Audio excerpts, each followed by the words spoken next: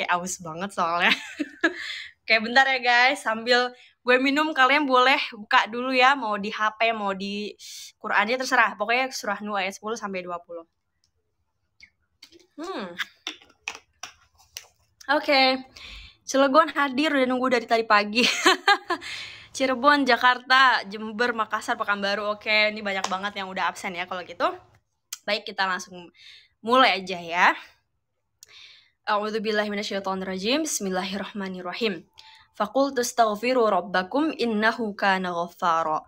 Yursilis samaa'a 'alaikum midrara wa yumdidukum bi amwali wa banina wa yaj'al lakum jannati wa yaj'al lakum anhara. Kalau gitu gue baca sepenggal-sepenggal biar sambil kita juga tahu ya artinya apa gitu ya. Faqultu astaghfiru rabbakum innahu kana ghaffara. Di sini di ayat 10 ya, exactly di ayat 10 sebentar. Sini gue bakal bacain.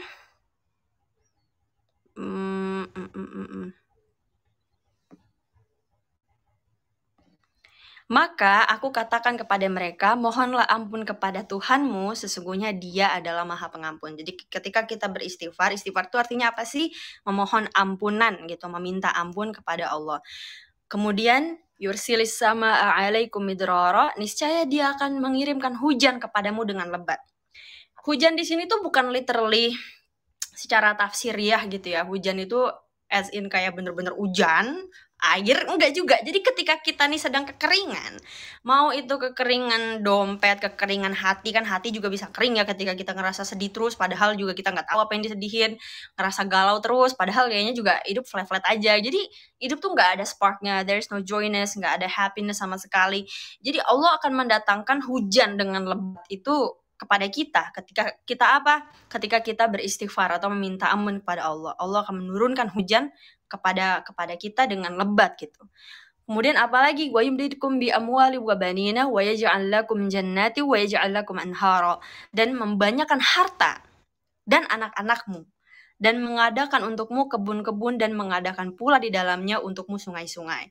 Ini ada satu cerita ya sebenarnya teman-teman. Dalam satu riwayat pernah ada seseorang yang datang kepada sahabat Rasul, kalau gue salah mohon maaf ya, tolong dikoreksi. Ada sahabat Rasul yang bercerita, utang saya banyak banget gitu. Apa yang harus saya lakukan? Istighfar 1000 kali sehari. Kemudian ada lagi yang datang, saya belum punya anak, saya udah berumah tangga bertahun-tahun, apa yang mesti saya lakukan? Istighfar 1000 kali. Setiap ada orang yang datang konsultasi, pasti solusinya ditawarkan adalah istighfar. So it makes sense kenapa istighfar, karena di sini sendiri kan Allah bilang yursilis samaa'a 'alaikum midrara, kalau kita minta ampun kepada Dia akan menurunkan hujan yang lebat, entah itu bentuknya rezeki, entah itu bentuknya ketenangan, kedamaian, dan apapun gitu, bisa dalam bentuk apapun. Kemudian apalagi malakum la tarjuna lillahi waqara gitu. Mengapa kamu nggak percaya akan kebenaran Allah? Kan banyak banget orang-orang yang udah tahu nih, oke, gue udah tahu gue harus ngapain ya, gue harus begini, gue harus begitu, tapi dia tetap meragukan gitu. Bener gak sih kalau kita baca istighfar, utang gue bisa selesai? Bener gak sih kalau gue baca istighfar, jodoh gue bisa datang? Bener gak sih kayak, kenapa kita masih ngeraguin itu gitu? Padahal sini juga udah dijelaskan gitu ya. Malakum la tarjuna lillahi waqara. Kenapa lo gak percaya gitu? Kenapa gak percaya gitu kan? Waqad khalaqakum atwara. Tidakkah kamu perhatikan bagaimana Allah telah menciptakan 7 langit bertingkat-tingkat? Alam taro kaifa khalaqallahu sab'a samawatin tibaqa. Dan Allah menciptakan padanya bulan sebagai cahaya dan menjadikan matahari sebagai pelita. Kemudian tadi ya waja'ala qamara fihinna nura waja'ala syamsa siraja wallahu ambatakum minal ardi nabata, dan Allah menumbuhkan kamu dari tanah dengan sebaik-baiknya gitu. Tsumma yu'idukum fiha wa yukhrijukum ikhraja. Kemudian Dia mengembalikan kamu ke dalam tanah dan mengeluarkan kamu ketika hari kiamat dengan sebenar-benarnya. Jadi sini tuh Allah mengeksplain, menjelaskan kepada kita, kenapa masih nggak percaya? Emang nggak cukup bukti yang ada, yang bisa kamu lihat, matahari, bulan. Karena gini ya, untuk ukuran orang-orang yang tidak belajar dan tidak mengerti, mereka akan melihat itu biasa aja gitu. Ya emang matahari, ya emang ada matahari, ya kalau udah siang emang waktunya siang, padahal ya dunia nih bakal kacau kalau matahari dalam satu hari aja nggak menampakkan dirinya. Emang lu pikir siapa yang ngatur matahari bisa ada kalau bukan Tuhan gitu kan?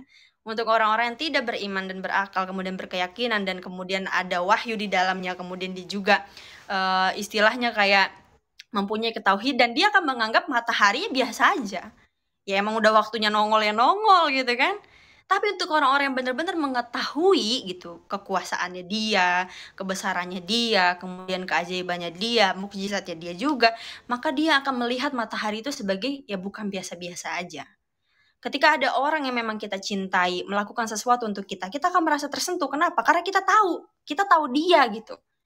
Tapi ketika ada orang biasa aja, mungkin ya kita juga nggak suka, bahkan kita juga benci gitu kan, ya. Ya kita nggak akan menganggap perbuatan dia tuh spesial. Kenapa? Karena emang dia nggak spesial, dia bukan siapa-siapa juga. Ngapain gua anggap spesial? Kurang lebih seperti itu gitu ya. Jadi kalau misalkan ada satu perbuatan yang menurut kita biasa saja, bisa jadi bukan perbuatannya biasa aja, tapi kitanya tidak menganggap itu spesial gitu loh. Oke, if it makes sense ya, mudah-mudahan gitu ya. Kemudian ayat 20-nya ayat 19-nya, Allahu ja'ala lakumul arda bisalto, dan Allah menjadikan bumi untukmu sebagai hamparan. Artinya apa? Bumi itu sama Allah dibikin luas banget gitu loh. Jadi kan terlalu sempit ya kalau kita mintanya tuh dikit, terlalu sempit kalau misalnya kita mintanya ukurannya gitu ya. Misalkan gue orang Tangerang cuma minta doanya jalan-jalan ke Bogor, ya walaupun alhamdulillah, tapi kan kayak, wah dunia tuh luas banget, kenapa lu mintanya sedikit gitu kan. Kemudian litasluku minha subulan fijaja, supaya kamu menjalani jalan-jalan yang luas di bumi ini. Jadi kayak Allah udah nyediain bumi hamparan seluas-luasnya ya buat kita. Terus udah dikasih kita, kenapa kita nggak nikmatin gitu? It's part of our privilege sebagai hamba gitu ya. Banyak banget orang-orang yang ngerasa kayak gue nggak punya privilege nya dalam hidup, padahal salah besar. Kita punya privilege.